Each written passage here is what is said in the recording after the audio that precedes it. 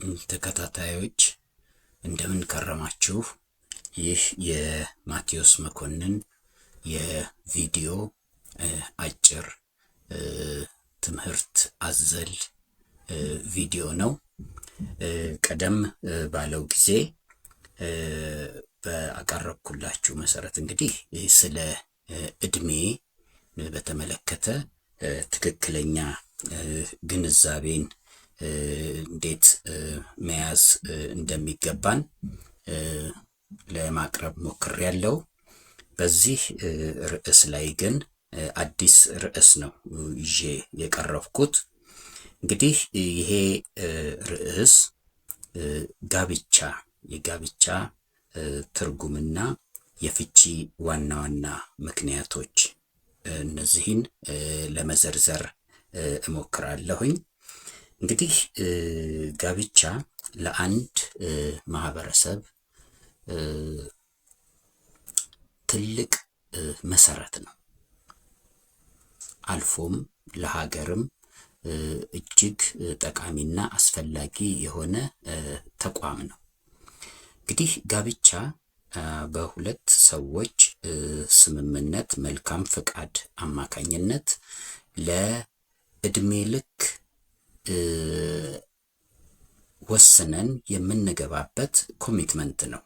እንግዲህ ባለሙያዎች ሲገልጹት ጋብቻ የህይወት ዘመን ኮሚትመንት፣ ላይፍ ሎንግ ኮሚትመንት ነው ብለው ይገልጹታል። እንግዲህ ጋብቻ ዋና ያስፈለገበት ምክንያት በዋነኛነት ትውልድን ለማስቀጠል፣ በዚሁም ውስጥ እንግዲህ ልጆችን ለማፍራት ሲሆን እንግዲህ ይሄ ጋብቻ ጸንቶ አብሮ ለመኖር እንግዲህ ቀደም ብዬ እንደገለጽኩት ትልቅ ኮሚትመንት፣ ትልቅ ቁርጠኝነትን የሚጠይቅ፣ ትልቅ ውሳኔን የሚጠይቅ ጉዳይ ነው።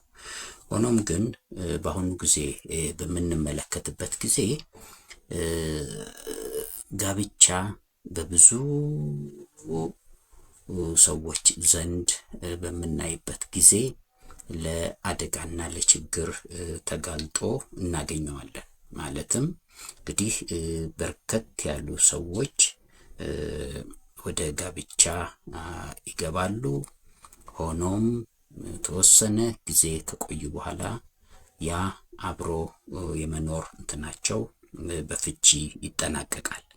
ስለዚህ እንግዲህ ለትዳር መፍረስ፣ ለጋብቻ መፍረስ ዋና ዋና ምክንያቶች ምንድን ናቸው በሚለው ላይ ባለሙያዎች ሰፋ ያለ ጥናቶችን አካሂደዋል። እንግዲህ እነዚህን ጥናቶች የተካሄዱ ጥናቶች በሁለት መልክ ከፍለን ለማየት እንሞክራለን። አንደኛው በዓለም አቀፍ ደረጃ የተደረገ ጥናትና ከዚህ ጥናት የተገኙ የፍቺ ዋና ዋና ምክንያት ተብለው የተገለጹት ሲሆን፣ ሁለተኛው ደግሞ በሀገራችን በተካሄደ ጥናት ደግሞ የተለዩት የፍቺ ዋና ዋና ምክንያቶችን አንድ በአንድ ለመዘርዘር እሞክራለሁ። እንግዲህ አንዱና የመጀመሪያው ለፍቺ ምክንያት ተደርጎ የሚወሰደው በዓለም አቀፍ በተደረገው ጥናት ላይ እንግዲህ የመጀመሪያው የቁርጠኛነት ማነስ ነው። ላክ ኦፍ ኮሚትመንት ይለዋል። እንግዲህ ሁለት ሰዎች ለአቅመ አዳም ለአቅመ ሔዋን የደረሱ ሰዎች ወደ ጋብቻ ከመግባታቸው በፊት የመጀመሪያው ሊያደርጉ የሚገባው ነገር ቁርጠኛ ውሳኔን ማስቀመጥ ይገባል። ስለዚህ እንግዲህ በዓለም አቀፍ ደረጃ ከተደረገው ጥናት ዋና የፍቺ ምክንያት ተደርጎ የሚወሰደው እንግዲህ ይሄ ነው፣ ላክ ኦፍ ኮሚትመንት።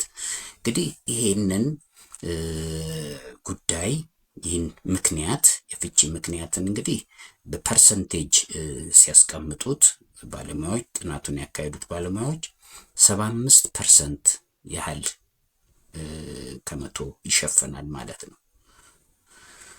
ሁለተኛው ለፍቺ ምክንያት ተደርጎ በዓለም አቀፍ ጥናት ከተገኘው ግኝት ውስጥ ሁለተኛው ምክንያት ኢንፊዴሊቲ የሚለው ነው። ይሄ እንግዲህ በአማርኛ ብንተረጉመው እንግዲህ ቀጥታ ትርጉሙ ዝሙት ነው። እንግዲህ ሁለት ሰዎች በትልቅ ቁርጠኛነት በትዳር አብሮ ለመኖር ወስነው በሚኖሩበት ጊዜ ከሁለቱ ወገኖች አንደኛው ወደ ዝሙት ተግባር ውስጥ የሚገባ ከሆነ እንግዲህ በዚህ ምክንያት እንግዲህ ፍቺ ሊከሰት ይችላል። እንግዲህ ይሄ ዝሙት ከመቶኛ ያለውን ድርሻ በምንመለከትበት ጊዜ 59.6% ያህልን ይሸፍናል ማለት ነው። ሶስተኛው too much conflict in the family እንግዲህ በፋሚሊ ውስጥ በቤተሰብ ውስጥ በባልና ሚስት መካከል በሚፈጠሩ የሐሳብ ልዩነቶች የኢንትረስት ልዩነቶች ምክንያት ሁለት ኢንትረስቶች ተቃራኒ ፍላጎቶች ማጣጣም ሳይቻል ሲቀር በሚፈጠረው ጭቅጭቅና ውዝግብ የትዳር ፍቺ ሊከሰት ይችላል። ይሄም እንግዲህ 57.7% ያህልን ይወስዳል ማለት ነው። አራተኛው የጥናቱ ግኝት የሚያሳየው እንግዲህ እድሜያቸው ለጋብቻ ሳይደርስ ወደ ጋብቻ የሚገቡ ናቸው። እንግዲህ ያንግ ኤጅ አት ሜሬጅ እንግዲህ ጋብቻን ለመፈጸም በቤተሰብ ሕግም ላይም በሚያስቀምጠው መሰረት እንግዲህ ሁለት ወገኖች ለመጋባት በሕግም እንደገናም በአካላዊ እድገትም በስነ ልቡናም በሚገባ መጠንከር መብሰል ያስፈልጋል። ነገር ግን ሁለት ወገኖች በጣም እርሊ በሆነ እድሜ ላይ ወደ ጋብቻ የሚገቡ ከሆነ ያ ጋብቻ ጸንቶ የመቆየት እድሉ እጅግ በጣም አነስተኛ ነው። ስለዚህ በዚህም ምክንያት ፍቺ ሊከሰት ይችላል። ይህንንም እንግዲህ በፐርሰንቴጅ ባሰሉት መሰረት 45.1% ያህልን ይሸፍናል ማለት ነው። አምስተኛው ምክንያት ከገንዘብ ጋራ የተገናኘው ጉዳይ ነው። እንግዲህ ገንዘብ አንድ እጅግ አስፈላጊ የሆነ ሀብት ነው። እንግዲህ በዚህ ገንዘብን በተመለከተ ገንዘብን በማስተዳደር ረገድ ላይ እንግዲህ አንዳንድ ጊዜ በባልና ሚስት መካከል ግጭቶች ይፈጠራሉ፣ አለመግባባቶች ይፈጠራሉ። ስለዚህ በዚህ ገንዘብን በማስተዳደር ረገድ ላይ በሚፈጠር ችግር ምክንያት እንግዲህ ፍቺ ሊከሰት ይችላል ማለት ነው። ይሄም በፐርሰንቴጅ ስንመለከተው 36.7% ያህልን ይሆናል ማለት ነው። ሌላው ሰባተኛው ሰብስታንስ አቢዩዝ የምንለው ነው። ይሄ የደባል ሱስ ባለቤት መሆን ነው። ለደባል ሱሶች ተጋላጭነት ብለን የምንጠራው ነው። እንግዲህ ይሄ ጉዳይም ለጋብቻ ፍቺ ዋና ምክንያት ተደርጎ በጥናቱ በዓለም አቀፍ ጥናቱ የተገኘው አንዱ ግኝት ነው። ይሄም እንግዲህ በፐርሰንቴጅ ሲሰላ ከመቶኛ ለፍቺ ያለው አስተዋጽኦ 34.6% ያህልን ይሆናል ማለት ነው። ሌላው የፍቺ ምክንያት ተደርጎ በግኝቱ ከተገኙት ውስጥ ዶሜስቲክ ቫዮለንስ ብሎ የሚጠራው ነው። ይሄ እንግዲህ በቤት ውስጥ የሚከናወን ኃይልን የተቀላቀሉ እርምጃዎች ናቸው። እንግዲህ እነዚህ ስድብ ሊሆን ይችላል፣ በጣም ስነ ልቡናን ሊጎዳ የሚችሉ ንግግሮች ሊሆኑ ይችላሉ። አካላዊ ጥቃቶች ሊሆኑ ይችላሉ። እንግዲህ እነዚህ የመሳሰሉት ነገሮች እንግዲህ ዶሜስቲክ ቫዮለንስ ለፍቺ አስተዋጽኦ አላቸው። ይሄንንም እንግዲህ በፐርሰንቴጅ ስንመለከተው እንግዲህ 23.5% ያህል ይሸፍናል ማለት ነው። እንግዲህ እስካሁን ከዚህ በላይ ያየናቸው ጉዳዮች በዓለም አቀፍ ደረጃ በተደረገው ጥናት የተገኙ የፍቺ ዋና ዋና ምክንያቶች ሲሆን እስኪ ወደ ሀገራችን ደግሞ ብንመጣና በተደረጉት ጥናቶች ግኝቶቹን ስንመለከት በአንደኛ ደረጃ የሚጠቀሰው ወይም ጥናቱ ያገኘው የፍቺ ዋና ምክንያት የቤተሰብ ጣልቃ ገብነት ነው። እንግዲህ ይሄ የመጀመሪያውን ድርሻ የሚወስድ ነው።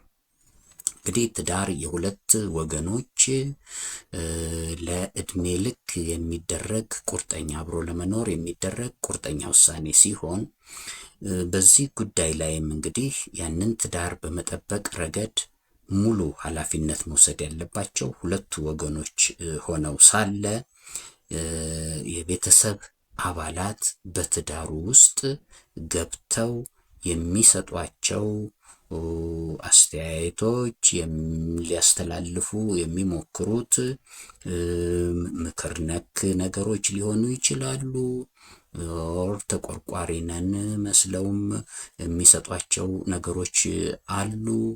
ስለዚህ በዚህ በቤተሰብ ጣልቃ ገብነትም ምክንያት እንግዲህ ኢትዮጵያ ውስጥ ለፍቺ ትልቁን ድርሻ የሚወስደው የመጀመሪያው ደረጃ ላይ የሚቀመጠው ነው። ሁለተኛው በጥናቱ የተገኘው ግኝት የሚያመለክተው ስውር የባንክ ደብተር መኖር ነው።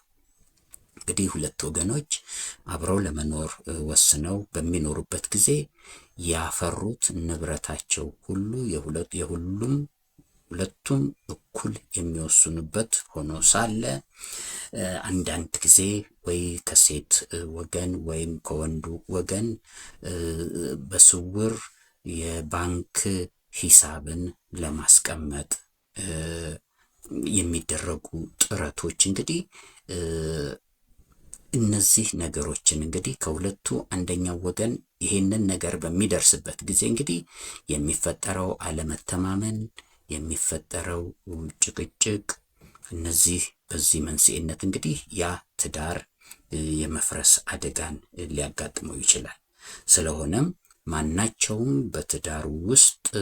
በትዳር የተሳሰሩ ወገኖች የሚኖራቸው ሀብት እንግዲህ ቁሳቁሱንም፣ ቤትንም፣ መኪናንም፣ ገንዘብንም ሌሎች ሀብቶችንም ሁሉ በጋራ የሚጠቀሙበትና የሚያዙበት ሆኖ ሳለ እንግዲህ ስውር የባንክ አካውንትን እንግዲህ ለመያዝ የሚደረጉ ጥረቶች እንግዲህ ንብረትን ለመሰወር የሚደረጉ ጥረቶች እንግዲህ ለጋብቻ አንዱና ትልቁ ሁለተኛው ምክንያት ነው። ሶስተኛው በኢትዮጵያ ውስጥ በተደረገ ጥናት ከተገኙት ግኝቶች ውስጥ ለጋብቻ መፍረስ ምክንያት የሆኑት ከተጋቢዎቹ አንደኛው ከጋብቻ ውጪ የወለዱ ልጆችን ግልጽ አለማድረግ ነው።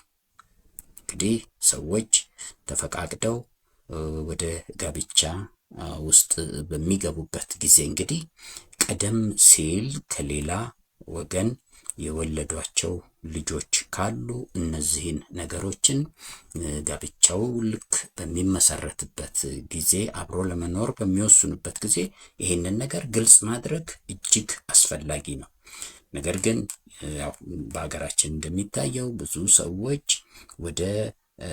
ከአንድ ጋብቻን ፈተው ወደ ሌላ ጋብቻ በሚሄዱበት ጊዜ አዲስ ለሚያገቡት ወንድም ይሁን ሴት ልጆች እንደሌላቸው ይደብቃሉ።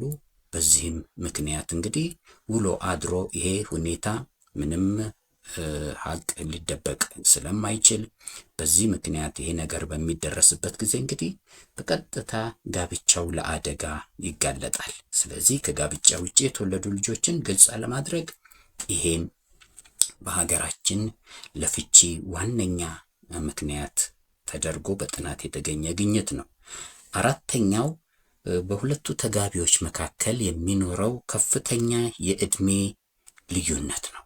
እንግዲህ ይሄ የእድሜ ልዩነት እንግዲህ በሁለት ሰዎች መካከል እንግዲህ አንደኛ የፍላጎት የአስተሳሰብ ደረጃቸው በእጅጉ ይለያያል።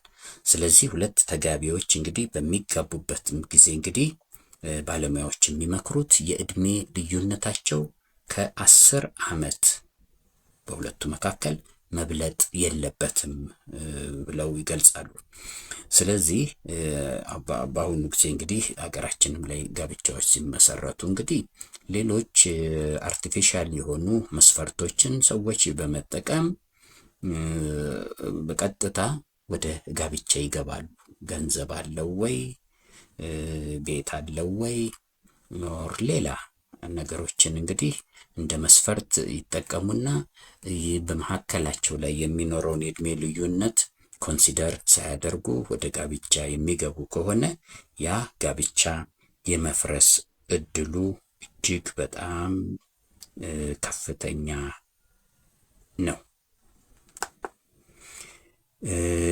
ሌላው በሁለቱ ተጋቢዎች መካከል እንግዲህ ጥናቱ ያገኘው ግኝት ነው የሃይማኖት መለያየት ነው። ይህም እንግዲህ ሰዎች እያንዳንዱ ሰው የየራሱ የሆነ ሃይማኖት እምነት ይኖረዋል።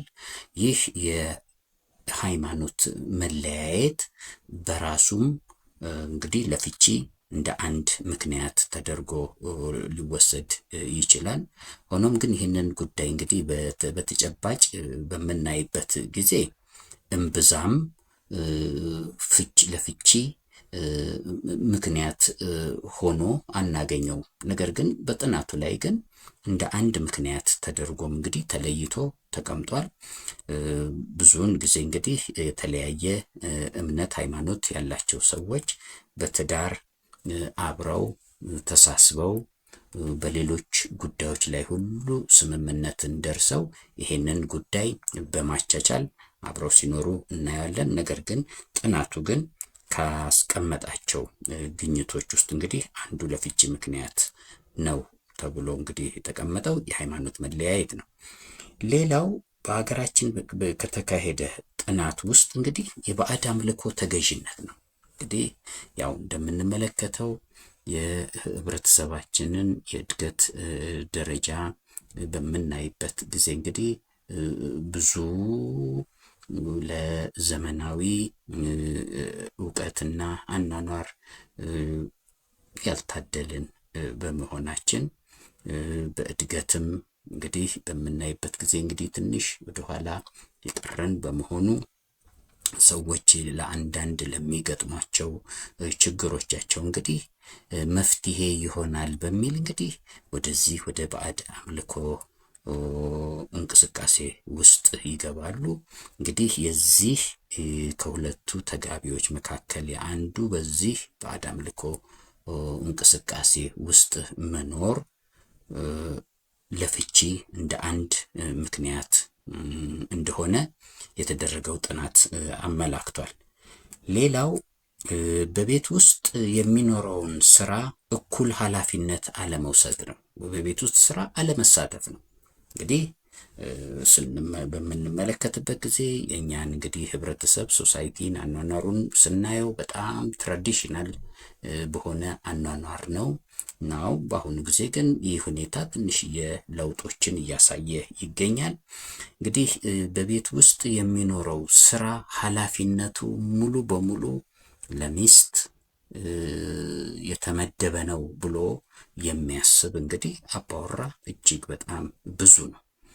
ስለሆነም በቤት ውስጥ በሚኖሩ ስራዎች ላይ እኩል ኃላፊነትን ካለመውሰድ የተነሳ በሚፈጠር ቅሬታ እንግዲህ ከሁለቱ አንዱ ወገን እንግዲህ በቀጥታ ይሄ ሁኔታ እየከበደው በሚመጣበት ጊዜ እንግዲህ ይህንን እንደ ምክንያት አድርገው ወደ ፍቺ ሊሄዱ ይችላሉ። ስለዚህ በቤት ውስጥ የሚኖርን ስራን በእኩል ኃላፊነትን ወስዶ መሳተፍ፣ ማገዝ፣ መተባበር እጅግ በጣም አስፈላጊ ነው። የመጨረሻው እና ስምንተኛው በሀገራችን በተደረገው የፍቺ ዋና ዋና ምክንያቶች ውስጥ የተጠቀሰው ለሱስ ተጋላጭነት ነው። እንግዲህ ይሄ ሱስ ስንል እንግዲህ አልኮሆል ሊሆን ይችላል፣ ሲጋራ ሊሆን ይችላል፣ አደንዛዥ እጾች ሊሆኑ ይችላሉ። ይሄ ሁኔታ እንግዲህ በአሁኑም ጊዜ እንግዲህ በከፍተኛ ደረጃ ለዚህ ተጋላጭ የሆኑ ሰዎች ቁጥር ከዕለት ወደ ዕለት እየጨመረ እየመጣ ያለ በመሆኑ እንግዲህ ኑሮም በሚያሳድረው ጫና ምክንያት ብዙ ሰዎች ለእንደነዚህ አይነት ነገሮች ለሱስ ተጋላጭነታቸው እየጨመረ ያለ በመሆኑ ይህ ለሱስ ተጋላጭነት እንግዲህ ለትዳሩ የሚያስፈልገውን ሪሶርስ በተለይም ገንዘብን በተመለከተ እንዲባክን በከፍተኛ ደረጃ የሚያደርግ በመሆኑ ለልጆች ማሳደጊያ፣ ለቤት ውስጥ ለሚያስፈልጉ ወጪዎች ሊውል የሚገባው ገንዘብ እንግዲህ ለነዚህ ጉዳዮች ስለሚውል ገንዘብና የባጀት እጥረት በቤተሰብ ውስጥ ይከሰታል። ስለዚህ ይህ ሁኔታ ደግሞ ውሎ አድሮ ቅሬታዎችን ይፈጥራል። ያ ቅሬታ አድጎ ሄዶ መጨረሻ ላይም ለፍቺ ሊዳርግ ይችላል ማለት ነው።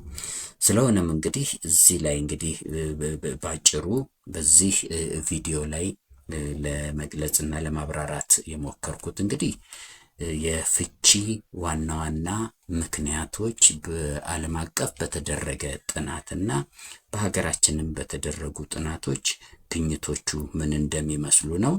አንዳንዶቹን ምክንያቶች ስናይ በዓለም አቀፍ ደረጃ ላይ የተደረገው ጥናት በሀገር ውስጥም ከተደረገው ጥናት ጋር ተወራራሽነት ሲኖራቸው፣ በአንዳንዶቹ ደግሞ ዩኒክ የሆኑ ግኝቶች ሆነው እናገኛቸዋለን።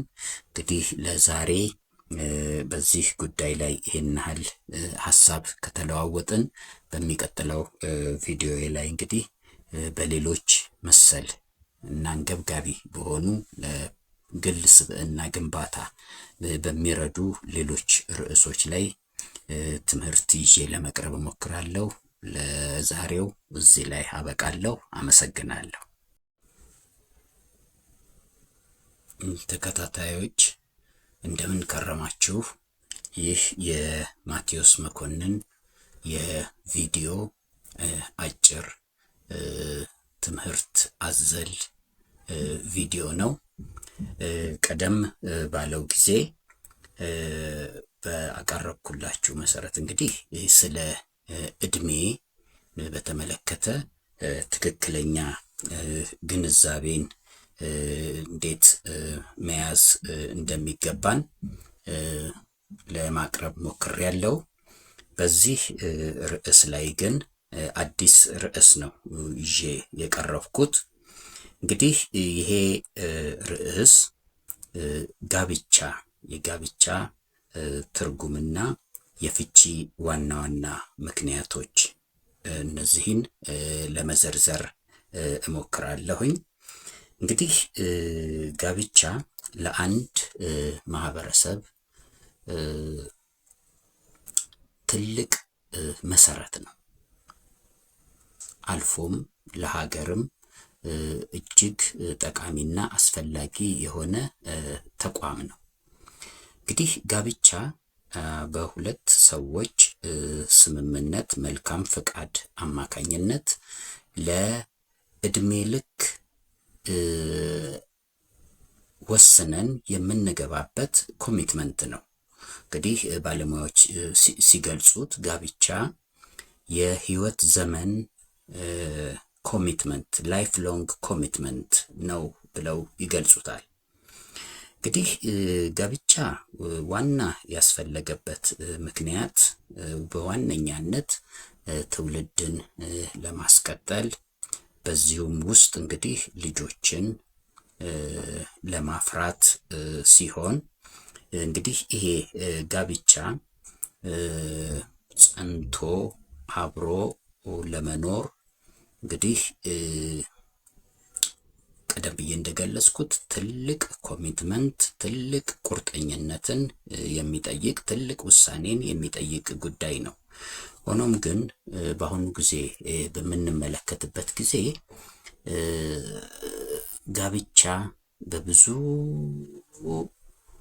ሰዎች ዘንድ በምናይበት ጊዜ ለአደጋና ለችግር ተጋልጦ እናገኘዋለን። ማለትም እንግዲህ በርከት ያሉ ሰዎች ወደ ጋብቻ ይገባሉ። ሆኖም ተወሰነ ጊዜ ከቆዩ በኋላ ያ አብሮ የመኖር እንትናቸው በፍቺ ይጠናቀቃል። ስለዚህ እንግዲህ ለትዳር መፍረስ፣ ለጋብቻ መፍረስ ዋና ዋና ምክንያቶች ምንድን ናቸው በሚለው ላይ ባለሙያዎች ሰፋ ያለ ጥናቶችን አካሂደዋል።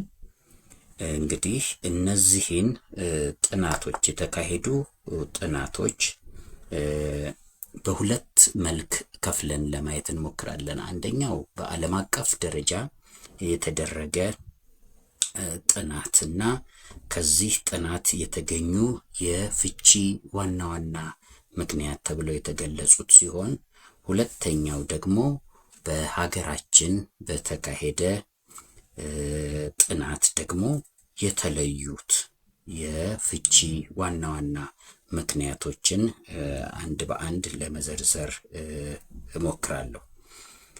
እንግዲህ አንዱና የመጀመሪያው ለፍቺ ምክንያት ተደርጎ የሚወሰደው በዓለም አቀፍ በተደረገው ጥናት ላይ እንግዲህ የመጀመሪያው የቁርጠኛነት ማነስ ነው። ላክ ኦፍ ኮሚትመንት ይለዋል። እንግዲህ ሁለት ሰዎች ለአቅመ አዳም ለአቅመ ሔዋን የደረሱ ሰዎች ወደ ጋብቻ ከመግባታቸው በፊት የመጀመሪያው ሊያደርጉ የሚገባው ነገር ቁርጠኛ ውሳኔን ማስቀመጥ ይገባል። ስለዚህ እንግዲህ በዓለም አቀፍ ደረጃ ከተደረገው ጥናት ዋና የፍቺ ምክንያት ተደርጎ የሚወሰደው እንግዲህ ይሄ ነው፣ ላክ ኦፍ ኮሚትመንት። እንግዲህ ይሄንን ጉዳይ ይህን ምክንያት የፍቺ ምክንያትን እንግዲህ በፐርሰንቴጅ ሲያስቀምጡት ባለሙያዎች ጥናቱን ያካሄዱት ባለሙያዎች 75% ያህል ከመቶ ይሸፈናል ማለት ነው። ሁለተኛው ለፍቺ ምክንያት ተደርጎ በዓለም አቀፍ ጥናት ከተገኘው ግኝት ውስጥ ሁለተኛው ምክንያት ኢንፊዴሊቲ የሚለው ነው። ይሄ እንግዲህ በአማርኛ ብንተረጉመው እንግዲህ ቀጥታ ትርጉሙ ዝሙት ነው። እንግዲህ ሁለት ሰዎች በትልቅ ቁርጠኛነት በትዳር አብሮ ለመኖር ወስነው በሚኖሩበት ጊዜ ከሁለቱ ወገኖች አንደኛው ወደ ዝሙት ተግባር ውስጥ የሚገባ ከሆነ እንግዲህ በዚህ ምክንያት እንግዲህ ፍቺ ሊከሰት ይችላል። እንግዲህ ይሄ ዝሙት ከመቶኛ ያለውን ድርሻ በምንመለከትበት ጊዜ 59.6% ያህልን ይሸፍናል ማለት ነው። ሶስተኛው too much conflict in the family እንግዲህ በፋሚሊ ውስጥ በቤተሰብ ውስጥ በባልና ሚስት መካከል በሚፈጠሩ የሐሳብ ልዩነቶች የኢንትረስት ልዩነቶች ምክንያት ሁለት ኢንትረስቶች ተቃራኒ ፍላጎቶች ማጣጣም ሳይቻል ሲቀር በሚፈጠረው ጭቅጭቅና ውዝግብ የትዳር ፍቺ ሊከሰት ይችላል። ይሄም እንግዲህ 57.7% ያህልን ይወስዳል ማለት ነው። አራተኛው የጥናቱ ግኝት የሚያሳየው እንግዲህ እድሜያቸው ለጋብቻ ሳይደርስ ወደ ጋብቻ የሚገቡ ናቸው። እንግዲህ ያንግ ኤጅ አት ሜሬጅ እንግዲህ ጋብቻን ለመፈጸም በቤተሰብ ሕግም ላይም በሚያስቀምጠው መሰረት እንግዲህ ሁለት ወገኖች ለመጋባት በሕግም እንደገናም አካላዊ እድገትም በስነ ልቡናም በሚገባ መጠንከር መብሰል ያስፈልጋል። ነገር ግን ሁለት ወገኖች በጣም እርሊ በሆነ እድሜ ላይ ወደ ጋብቻ የሚገቡ ከሆነ ያ ጋብቻ ጸንቶ የመቆየት እድሉ እጅግ በጣም አነስተኛ ነው። ስለዚህ በዚህ ምክንያት ፍቺ ሊከሰት ይችላል። ይህንንም እንግዲህ በፐርሰንቴጅ ባሰሉት መሰረት 45.1% ያህልን ይሸፍናል ማለት ነው። አምስተኛው ምክንያት ከገንዘብ ጋራ የተገናኘው ጉዳይ ነው። እንግዲህ ገንዘብ አንድ እጅግ አስፈላጊ የሆነ ሀብት ነው። እንግዲህ በዚህ ገንዘብን በተመለከተ ገንዘብን በማስተዳደር ረገድ ላይ እንግዲህ አንዳንድ ጊዜ በባልና ሚስት መካከል ግጭቶች ይፈጠራሉ፣ አለመግባባቶች ይፈጠራሉ። ስለዚህ በዚህ ገንዘብን በማስተዳደር ረገድ ላይ በሚፈጠር ችግር ምክንያት እንግዲህ ፍቺ ሊከሰት ይችላል ማለት ነው። ይሄም በፐርሰንቴጅ ስንመለከተው 36.7% ያህልን ይሆናል ማለት ነው። ሌላው ሰባተኛው ሰብስታንስ አቢዩዝ የምንለው ነው። ይሄ የደባል ሱስ ባለቤት መሆን ነው። ለደባል ሱሶች ተጋላጭነት ብለን የምንጠራው ነው። እንግዲህ ይሄ ጉዳይም ለጋብቻ ፍቺ ዋና ምክንያት ተደርጎ በዓለም አቀፍ ጥናቱ የተገኘው አንዱ ግኝት ነው። ይሄም እንግዲህ በፐርሰንቴጅ ሲሰላ ከመቶኛ ለፍቺ ያለው አስተዋጽኦ 34.6% ያህልን ይሆናል ማለት ነው። ሌላው የፍቺ ምክንያት ተደርጎ በግኝቱ ከተገኙት ውስጥ ዶሜስቲክ ቫዮለንስ ብሎ የሚጠራው ነው። ይሄ እንግዲህ በቤት ውስጥ የሚከናወን ኃይልን የተቀላቀሉ እርምጃዎች ናቸው። እንግዲህ እነዚህ ስድብ ሊሆን ይችላል። በጣም ስነ ልቡናን ሊጎዳ የሚችሉ ንግግሮች ሊሆኑ ይችላሉ። አካላዊ ጥቃቶች ሊሆኑ ይችላሉ። እንግዲህ እነዚህ የመሳሰሉት ነገሮች እንግዲህ ዶሜስቲክ ቫዮለንስ ለፍቺ አስተዋጽኦ አላቸው። ይሄንንም እንግዲህ በፐርሰንቴጅ ስንመለከተው እንግዲህ 23.5%ን ያህል ይሸፍናል ማለት ነው። እንግዲህ እስካሁን ከዚህ በላይ ያየናቸው ጉዳዮች በዓለም አቀፍ ደረጃ በተደረገው ጥናት የተገኙ የፍቺ ዋና ዋና ምክንያቶች ሲሆን እስኪ ወደ ሀገራችን ደግሞ ብንመጣና በተደረጉት ጥናቶች ግኝቶቹን ስንመለከት በአንደኛ ደረጃ የሚጠቀሰው ወይም ጥናቱ ያገኘው የፍቺ ዋና ምክንያት የቤተሰብ ጣልቃ ገብነት ነው። እንግዲህ ይሄ የመጀመሪያውን ድርሻ የሚወስድ ነው። እንግዲህ ትዳር የሁለት ወገኖች ለእድሜ ልክ የሚደረግ ቁርጠኛ አብሮ ለመኖር የሚደረግ ቁርጠኛ ውሳኔ ሲሆን በዚህ ጉዳይ ላይም እንግዲህ ያንን ትዳር በመጠበቅ ረገድ ሙሉ ኃላፊነት መውሰድ ያለባቸው ሁለቱ ወገኖች ሆነው ሳለ የቤተሰብ አባላት በትዳሩ ውስጥ ገብተው የሚሰጧቸው አስተያየቶች ሊያስተላልፉ የሚሞክሩት ምክር ነክ ነገሮች ሊሆኑ ይችላሉ። ተቆርቋሪ ነን መስለውም የሚሰጧቸው ነገሮች አሉ። ስለዚህ በዚህ በቤተሰብ ጣልቃ ገብነትም ምክንያት እንግዲህ ኢትዮጵያ ውስጥ ለፍቺ ትልቁን ድርሻ የሚወስደው የመጀመሪያው ደረጃ ላይ የሚቀመጠው ነው። ሁለተኛው በጥናቱ የተገኘው ግኝት የሚያመለክተው ስውር የባንክ ደብተር መኖር ነው። እንግዲህ ሁለት ወገኖች አብረው ለመኖር ወስነው በሚኖሩበት ጊዜ ያፈሩት ንብረታቸው ሁሉ ሁለቱም እኩል የሚወስኑበት ሆኖ ሳለ አንዳንድ ጊዜ ወይ ከሴት ወገን ወይም ከወንዱ ወገን በስውር የባንክ ሂሳብን ለማስቀመጥ የሚደረጉ ጥረቶች እንግዲህ እነዚህ ነገሮችን እንግዲህ ከሁለቱ አንደኛው ወገን ይሄንን ነገር በሚደርስበት ጊዜ እንግዲህ የሚፈጠረው አለመተማመን፣ የሚፈጠረው ጭቅጭቅ፣ እነዚህ በዚህ መንስኤነት እንግዲህ ያ ትዳር የመፍረስ አደጋን ሊያጋጥመው ይችላል።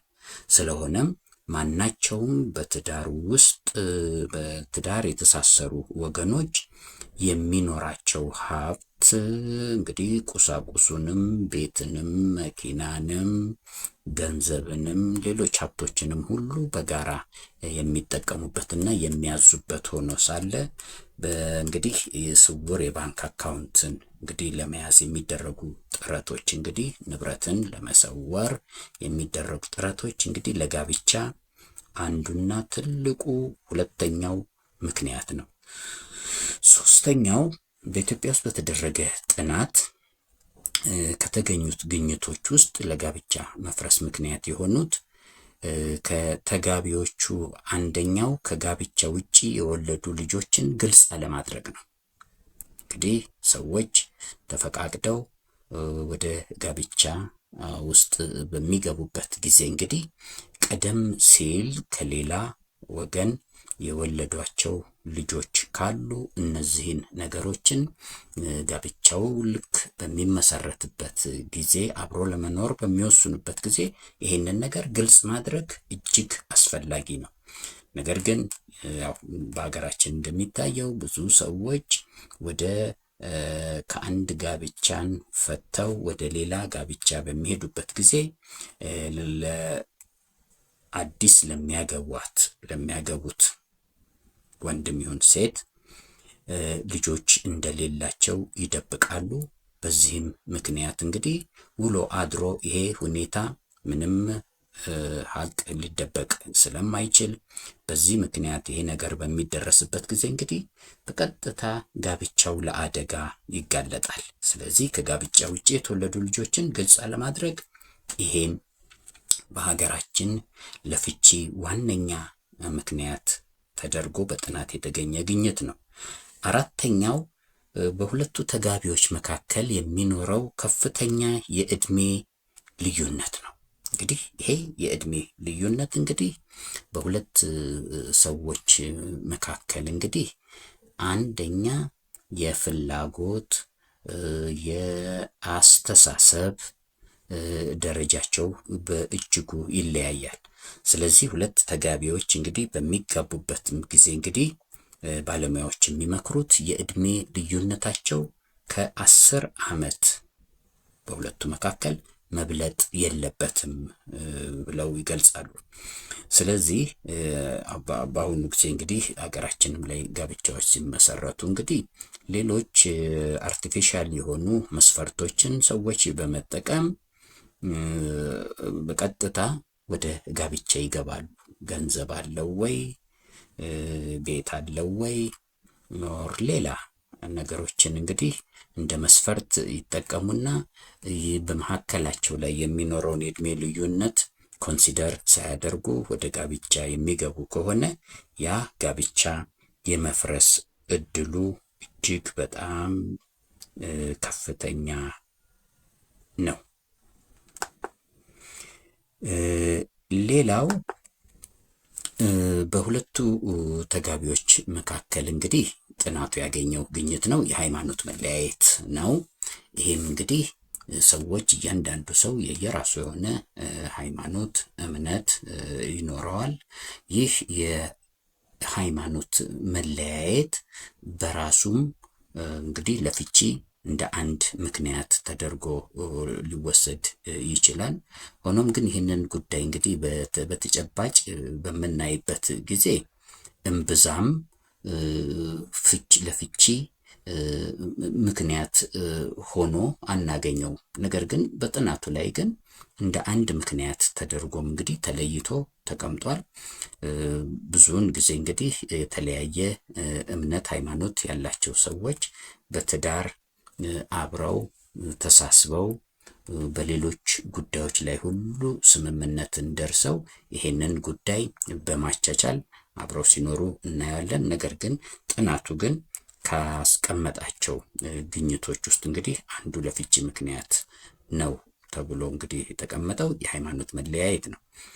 ሌላው በሀገራችን ከተካሄደ ጥናት ውስጥ እንግዲህ የባዕድ አምልኮ ተገዥነት ነው።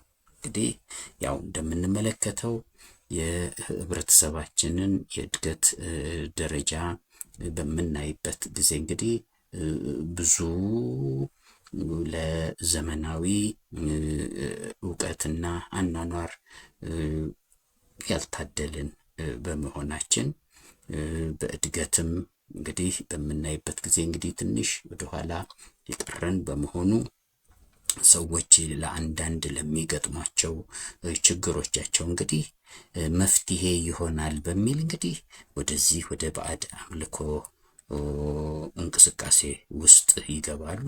እንግዲህ የዚህ ከሁለቱ ተጋቢዎች መካከል የአንዱ በዚህ ባዕድ አምልኮ እንቅስቃሴ ውስጥ መኖር ለፍቺ እንደ አንድ ምክንያት እንደሆነ የተደረገው ጥናት አመላክቷል።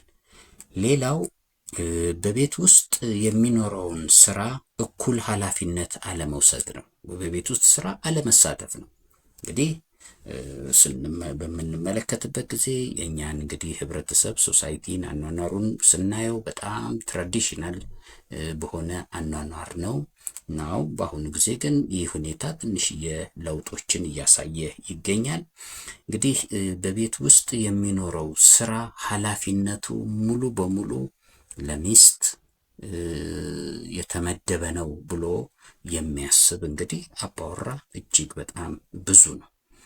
ስለሆነም በቤት ውስጥ በሚኖሩ ስራዎች ላይ እኩል ኃላፊነትን ካለመውሰድ የተነሳ በሚፈጠር ቅሬታ እንግዲህ ከሁለቱ አንዱ ወገን እንግዲህ በቀጥታ ይሄ ሁኔታ እየከበደው በሚመጣበት ጊዜ እንግዲህ ይህንን እንደ ምክንያት አድርገው ወደ ፍቺ ሊሄዱ ይችላሉ። ስለዚህ በቤት ውስጥ የሚኖርን ስራን በእኩል ኃላፊነትን ወስዶ መሳተፍ፣ ማገዝ፣ መተባበር እጅግ በጣም አስፈላጊ ነው። የመጨረሻው እና ስምንተኛው በሀገራችን በተደረገው የፍቺ ዋና ዋና ምክንያቶች ውስጥ የተጠቀሰው ለሱስ ተጋላጭነት ነው። እንግዲህ ይሄ ሱስ ስንል እንግዲህ አልኮሆል ሊሆን ይችላል፣ ሲጋራ ሊሆን ይችላል፣ አደንዛዥ እጾች ሊሆኑ ይችላሉ።